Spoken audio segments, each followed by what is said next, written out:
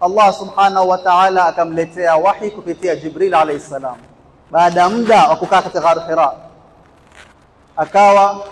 akateremshiwa iqra bismi rabbikal ladhi khalaq, khalaqal insana min 'alaq, iqra wa rabbukal akram alladhi 'allama bil qalam 'allama al insana ma lam ya'lam. Aya hizi 5 akateremshiwa.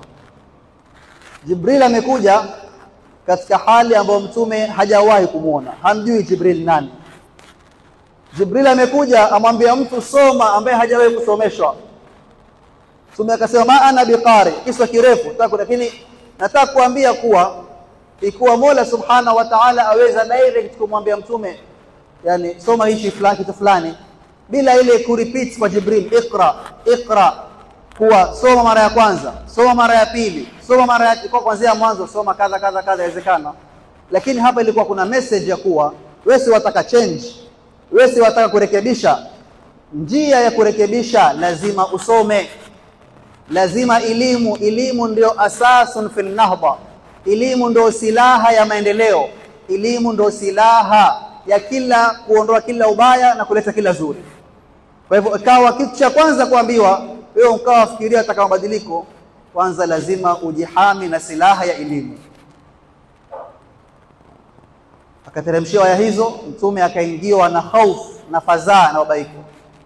Ilikuwa mtume aweza Allah kumletea Jibril kwa njia ya vizuri ya upole, akatoka mtume hana babaiko lolote. Lakini yote hii ni kuwa mtume sallallahu alaihi wasallam apitishwa stages ambazo kwamba mtu wa kawaida atapita, ambazo kwamba akienda katika mjtamaa wake ataambiwa hii hajaipanga hii. Mtu ankuja wakimbia ababaika, kama ilikuwa ni kitu cha kupanga, yeye na Jibril wamecheza game, sasa angekuja yuko vizuri, mimi naambiwa kadha, hana babaiko lolote, angekuwa ishi vizuri. Lakini hii kuogopa. Kisha baada huku mtume alikaa 6 months bila wahi, 6 good months bila wahi wowote.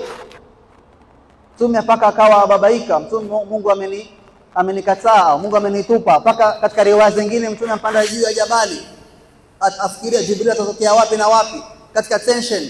Kama mtume alikuwa amechunga yeye history, kusingekuwa na gap yote 6 months, pale angeleta Mungu anasema na hivi, akasema na hivi, akasema na hivi. Lakini hii ni kitu kwamba min Allah subhanahu wa ta'ala.